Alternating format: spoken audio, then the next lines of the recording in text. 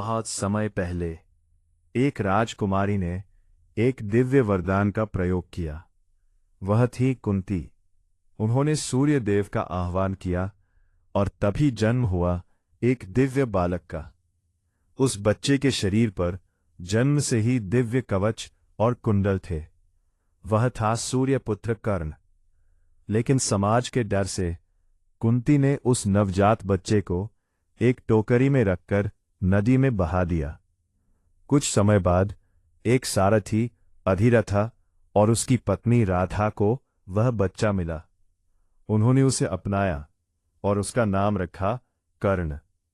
कर्ण बचपन से ही एक महान योद्धा बनना चाहता था, लेकिन समाज उसे सारथी का पुत्र कहकर अपमानित करता था। कर्ण ने युद्ध कला सीखने की ठानी, लेकिन कई गुरुओं ने उसे सिखाने से मना कर दिया। तब कर्ण ने महान गुरु परशुरामा से शिक्षा लेने का फैसला किया, लेकिन इसके लिए उसे झूठ बोलना पड़ा। कर्ण ने वर्षों तक कठिन प्रशिक्षण लिया। वो धीरे धीरे एक महान धनुर्धर बन गया। एक दिन जब गुरु परशुराम कर्ण की गोद में सो रहे थे, तभी एक विषैला कीड़ा कर्ण को काटने लगा।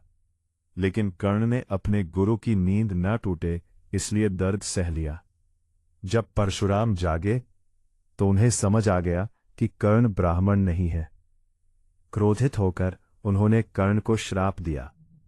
एक दिन हस्तिनापुर में राजकुमारों की युद्ध प्रतियोगिता हो रही थी। वहां अर्जुना अपनी कला दिखा रहे थे। तभी कर्ण ने उन्हें चुनौती दी, लेकिन सभा में लोगों ने कर्ण का मजाक उड़ाया, क्योंकि वो राजकुमार नहीं था। तभी दुर्योधना आगे आया। उसने कर्ण को अंग देश का राजा बना दिया। उस दिन से कर्ण और दुर्योधन सच्चे मित्र बन गए।